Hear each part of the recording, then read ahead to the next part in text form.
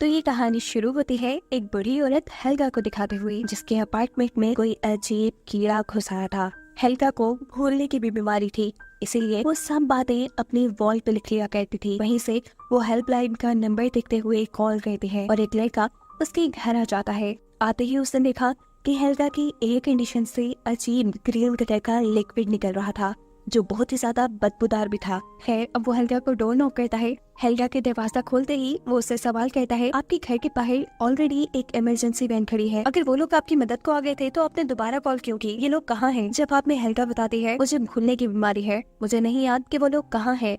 अब ये लड़का घर के अंदर कीड़ा ढूंढने के लिए चला जाता है, जहाँ सीलिंग से उसे खौफनाक आवाजें आ रही थी, जिससे वो खुद भी डर चुका था। उसने अंदाजा लगाया जो कुछ भी यहाँ है वो बहुत बड़ा और खतरनाक है। वो जैसे ही आगे रूम की तरफ बढ़ता है तो उसे वहाँ खून दिखाई दे रहा था। यह खून वेंटिलेशन से आ रहा था, जहाँ देखने पे वो बुरी तरह शॉक हो गया, क्योंकि वहाँ उन्हीं दोनों लोगों की लाशें थी जो पहले हेल्गा की मदद करने के लिए यहाँ आए थे। टाइगर वो भी यहाँ से जाने लगा और जैसे ही पीछे मुड़ा तो उसके सामने था एक जाइंट, इन्हीं बहुत ही बड़ा स्पाइडर, जो उसके कुछ सोचने से पहले ही उसके ऊपर हमला कर देता है, जिसके बाद वो उसे भी घसीटते हुए वेंटिलेशन में ले जा चुका था। ये सब बाहर खड़ी हेल्गा देख चुकी थी। वो भी डर गई, इसीलिए दूसरे रूम में आ गई। अब क्योंकि उसे भूलने की बीमारी थी, इसीलिए यहाँ आते ही उसे सब भूल गया। बेफिक्र होकर उसने टीवी ऑन करके टीवी देखना शुरू कर दिया। पर दोबारा उसे स्पाइडर की आवाजें जब डराने लगी तो तीसरी मर्तबा उसने हेल्पलाइन को कॉल मिला दी, जिसके बाद सीन यही से कट हो गया। और अब हमें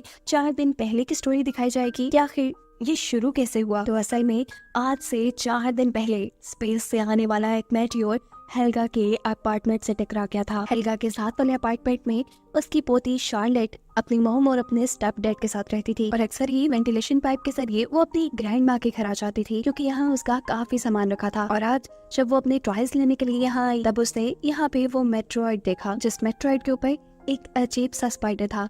ये स्पाइडर शार्लेट को बहुत अच्छा लगा, इसीलिए उसने इस स्पाइडर को एक जार में बंद कर लिया और फिर अपने घर आ गई। शार्लेट के डैड एक कॉमिक राइटर थे। अक्सर ही शार्लेट उनकी कॉमिक स्टोरीज लिखने में उनकी मदद करती थी। आज भी जब वो अपनी कॉमिक के लिए स्केचेस बना रहे होते हैं तो शार्लेट उनके पास आ जाती है। वो यहाँ उनकी कॉमिक कैरेक्टर की आंखों में रेड कलर करते हुए कहती है कि अगर आप अपने कॉमिक को एवल बनाए तो ये ज्यादा बिकेंगे। इनकी इन्हीं बातों के दौरान हमें पता चलता है कि शार्लेट के स्टेप डैड तो उससे बहुत प्यार करते हैं, लेकिन शार्लेट आज तक उन्हें अपने डैड की जगह नहीं दे पाई।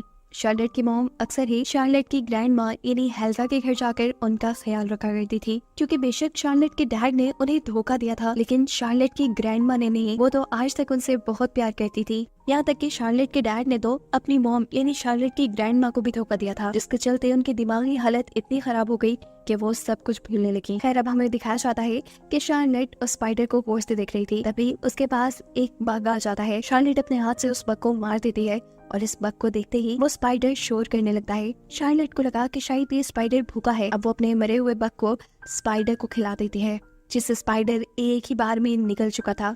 ये देखते हुए शार्लेट हैरान रह गई थी कि कैसे एक स्पाइडर इतने बड़े बग को एक ही बार में खा सकता है, और यही देखने के लिए वो यहाँ आने वाले एक और बग को भी मार के इस स्पाइडर को खिला देती है। और शार्लेट अब ये देखकर हैरान थी कि कैसे ये स्पाइडर किसी भी चीज को खाकर एकदम से अपना साइज बढ़ा रहा था। इतनी देर में शार्लेट के स्टेप डैड, जो अपनी कॉमिक स्टोरी लिख रहे थे, उन्हें कुछ कंफ्यूजन हो जाती है। वो शार्लेट से हेल्प लेने के लिए जब उसके रूम में आते हैं तो उनकी नजर पड़ती है उसी जार पे जिसमें स्पाइडर रखा था। शार्लेट इस टाइम शायद वॉशरूम में थी, इसीलिए वो स्पाइडर को गौर से देखते रहे।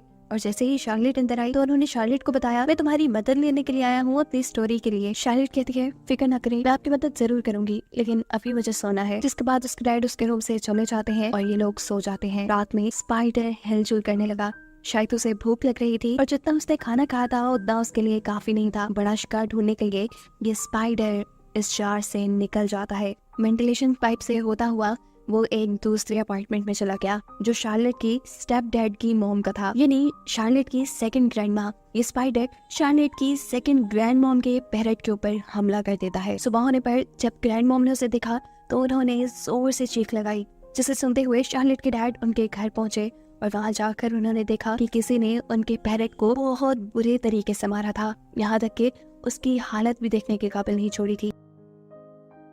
ये लोग सोच में पड़ गए कि आखिर ये किसका काम हो सकता है। तब शार्लेट की ग्रैंड मॉम से कहते हैं हो सकता है किसी चूहे का या किसी जानवर का काम हो। ये लोग यहाँ पर इमरजेंसी कॉल कर देते हैं और रेस्क्यू ऑफिसर उन्हें आकर बताता है ये काम किसी कीड़े का है, ऐसे कीड़े का जिसके स्टिंग्स हो, ये नहीं जिसका डंक हो, जिसे बार बार मार के इस पैरट को मारा गया है। खैर अब ये रेस्क्यू ऑफिसर पूरी बिल्डिंग में इंसेक्ट स्प्रे करने लग जाते हैं और जब बारी आती है शार्लेट करूम की तो वो स्प्रे करवाने से मना कर देती है और साफ साफ बता देती है इस आदमी को कि मेरे पास एक स्पाइडर है, उसे मैंने पाला हुआ है, इसलिए मैं स्प्रे नहीं कर पाऊंगी। उसके जाने के बाद शार्लेट इस स्पाइडर से खेलने लगी थी। वो उसे खाने के लिए कुछ बग्स देती है और साथ ही वो नोटिस करती है कि उसके पास जो माउथ फ्रेशनर्स थी, इन माउथ फ्रेशनर की स्मेल से ये स्पाइडर डर रहा था। अब रात में सबके सो जाने के बाद दोबारा हम देखते हैं कि वो स्पाइडर अपने जार से निकलकर वेंटिलेशन पाइप से होते हुए किसी दूसरी लेडी के रूम में चला गया। स्पाइडर को देखते हुए उस लेडी का डॉग भौंकने लगा था। वो अपने डॉग को वहाँ से साइड पे करती है और अपनी फैमिली की फोटो उठा लेती है। अभी फोटो देख ही रही थी कि उसके ऊपर स्पाइडर आके गिरता है, जिसे देखते ही वो डर गई।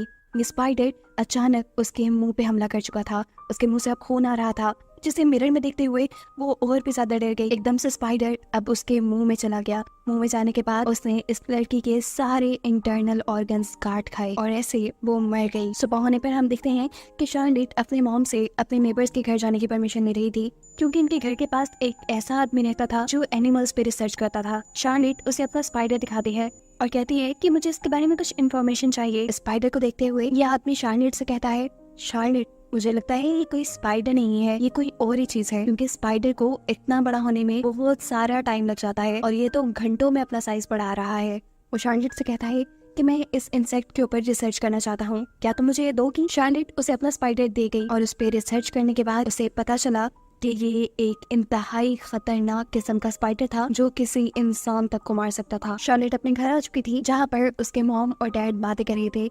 अचानक उन्हें वेंटिलेशन में से किसी की आवाज आई। वो देखते हैं कि वहाँ पर उसी लेडी का डॉग है जो उनके घर के साथ रहती है। शार्लेट के डैड इस डॉग को उठाकर उस लेडी को घर पे वापस देने के लिए जाते हैं, लेकिन बहुत बार नॉक करने पे भी जब वो लेडी दरवाजा नहीं खोलती तो शार्लेट के डैड को इमरजेंसी की से वो डोर खोलना पड़ता है। वो डॉग को अंदर भेज देता है, लेकिन अंदर जाते ही डॉग जोर जोर से भौंकने लगा। वहाँ खून के निशान भी थे, जो देखकर शार्लेट के डैड भी डर गए। वो अंदर जाकर देखते हैं तो वहाँ उन्हें उस लेडी की लाश मिलती है, जिस देखते ही वो पुलिस को कॉल कर देते हैं। पुलिस बताती है कि इस औरत की मौत के पीछे किसी भी इंसान का हाथ नहीं है। और ये सुनकर सभी बिल्डिंग के लोग डर गए, क्योंकि पहले बिल्डिंग में जानवर मर रहे थे और अब इंसान भी मरने लगे थे। इन सारी मौत के पीछे कौन था कोई भी नहीं जानता था। अब शार्लेट का नेबर शार्लेट के डैड को अपने घर बुलाता है और उन्हें बताता है कि शार्लेट के पास जो स्पाइडर है वो बहुत ही ज्यादा जहरीला है। प्लीज तुम शार्लेट को समझाओ कि स्पाइडर को कहीं दूर छोड़ाए या फिर मार दे। ये सुनकर शार्लेट के डैड भी हैरान हो गए। वो इस आदमी से पूछते हैं कि क्या ये स्पाइडर किसी इंसान को मार सकता है, और जवाब में जब यह आदमी हाँ बोलता है तो अब शार्लेट के डैड भी डर गए। वो घर जाकर शार्लेट को डांटते हैं और कहते हैं क्या तुम नहीं जानती वो कितना खतरनाक है, वो इंसानों को भी मार सकता है, तुम इसे घर पे नहीं रख सकती। शार्लेट इस चीज का जवाब बहुत ही बदतमीजी से देती है और कहती है आप मेरे डैड नहीं, आप मुझे डांट नहीं सकते और कोई रिस्ट्रिक्शन भी नहीं लगा सकते मेरे पे। मैं जानती हूँ ये स्पाइडर अच्छा है और इसे मैं अपने पास रखूंगी, ये मेरा फैसला है। सीन कट होकर हमें रात का सीन दिखाया जाता है। शार्लेट ने जिस आदमी के घर उस स्पाइडर को रखवाया था, उस आदमी के सभी जानवरों को ये स्पाइडर खा चुका था, जिसके बाद अब वो वेंटिलेशन में आ चुका था। शार्लेट अपनी मरी हुई नेबर के डॉग को अपने घर पे ले आई थी। ये डॉग अब वेंटिलेशन को देखकर जोर जोर से भौंकना शुरू कर देता है, जैसे उसे पता हो कि इस वेंटिलेशन में कोई खतरा है। सीन कट होकर हमें शार्लेट की सेकंड ग्रैंड मॉम का घर दिखाया जाता है, जहाँ उन्हें अपनी बिल्ली नहीं मिल रही। वो उसे बहुत ढूंढती हैं और अचानक उन्हें अपनी बिल्ली की आवाज वेंटिलेशन में से आती है। वो वेंटिलेशन में जब उसे लेने के लिए गई तो यहाँ मौजूद बग अचानक ही उनके ऊपर हमला कर देता है। वो उन्हें बुरी तरह जख्मी कर चुका था कि अब वो लेडी किसी को मदद के लिए आवाज भी नहीं दे पा रही थी। ये समझ लें कि वो अपनी आखिरी सांसें गिनने लगी। यहाँ शार्लेट के घर पे शार्लेट के मॉम डैड दोनों ही लड़ रहे थे। शार्लेट को ये चीजें बिल्कुल पसंद नहीं थी, इसलिए वो अपने भाई को वहाँ से उठाती है और अपने रूम में ले जाती है। साथ ही साथ उसने अपने कानों पे हेडफोन भी लगा लिए ताकि वो अपने मॉम डैड की लड़ाई न सुन सके।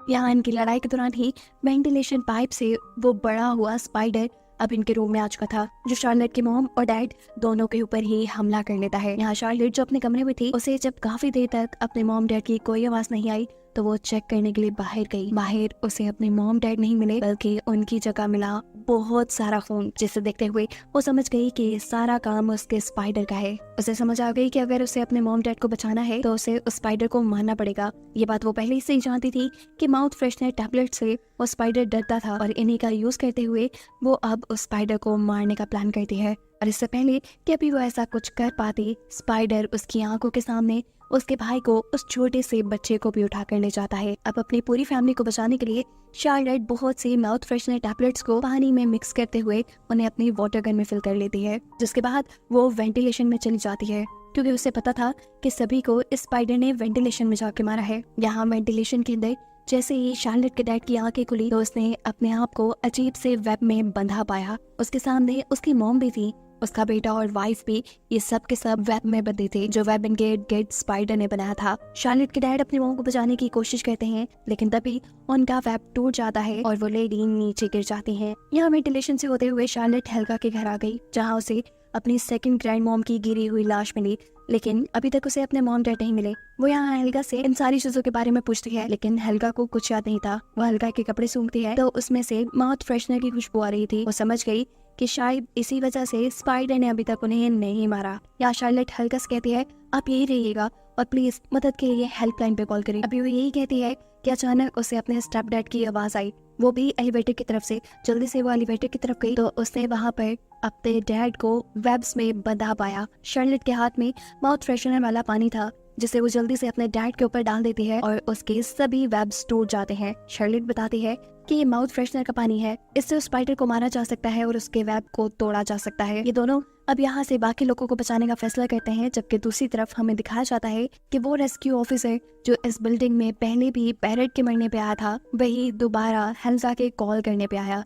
ये वही सीन है जो हमने मूवी के स्टार्ट में देखा। आते ही उसे एयर कंडीशन के अंदर ग्रीन कलर का बदबूदार लिक्विड दिखा और उसके बाद वो हेल्गा के घर में आ गया। हेल्गा के घर के अंदर आने पर वो स्पाइडर इस रेस्क्यू ऑफिसर के ऊपर हमला कर देता है, जिसकी चीखें सुनते हुए यहाँ पर शार्लेट और उसके डैड आ जाते हैं। ये दोनों भी स्पाइडर के ही हमले से बहुत ज्यादा जख्मी थे। वो इस आदमी को बचाना चाहते थे, लेकिन तभी इनके सामने स्पाइडर आ गया। तब शार्लेट के डैड अपने हाथ में पकड़ा हुआ माउथ फ्रेशनर वाला पानी उसके ऊपर डाल देते हैं, जिससे डरकर ये स्पाइडर यहाँ से चली जाती है। अब रेस्क्यू ऑफिसर उन्हें बताते हैं कि उसके पास एक नेल गन है, इसके जरिए वो स्पाइडर को मार सकते हैं। और जैसे ही स्पाइडर उनके सामने आती है, ये आदमी स्पाइडर के ऊपर अपनी नेल गन से हमला कर लेता है, जिसके बाद वो देखते हैं कि स्पाइडर के अंदर से ब्लू कलर का खून निकल रहा था। इस सारी लड़ाई के दौरान एक नेल गन वहाँ लगे फायर अलार्म के ऊपर भी लग गई, जिसकी वजह से बिल्डिंग में मौजूद सारे वाटर स्प्रिंकलर्स ऑन हो गए। इनके ऊपर पानी की बारिश होना शुरू हो गई, जिससे माउथ फ्रेशनर का पानी जो इन्होंने अपने ऊपर डाला था, जिसकी वजह से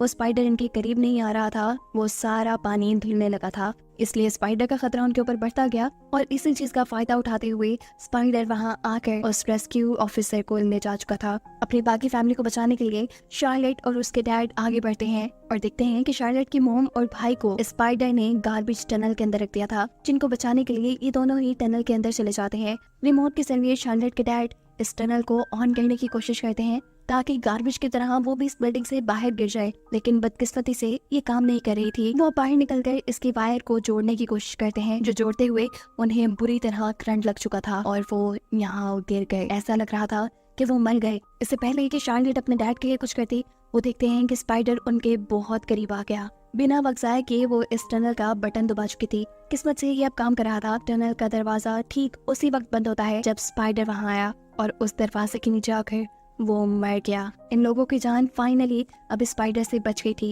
ये लोग टनल से निकल कर अब शार्लेट के डैड के पास आते हैं और देखते हैं कि शार्लेट के डैड सिर्फ बेहोश थे। इनके होश दिलाने पे वो होश में भी आ गए और ये देखकर सभी बहुत खुश हुए। शार्लेट यहाँ पहली मर्तबा उसे अपना डैड कह के पुकारती है, जो सुनकर शार्लेट के डैड हैरान थे। ये सब इमोशनल हो जाते हैं और एक दूसरे से गले लग जाते हैं। इन्हें लग रहा था कि अब सारी प्रॉब्लम्स खत्म हो गई, अब इनके आगे की लाइफ ठीक गुजरेगी, लेकिन ये लोग गलत थे। मूवी के आखिरी सीन में हमें वेंटिलेशन के अंदर बहुत से स्पाइडर के एग्स दिखाए जाते हैं, जिसका मतलब है कि खतरा पूरी तरह अभी टला नहीं।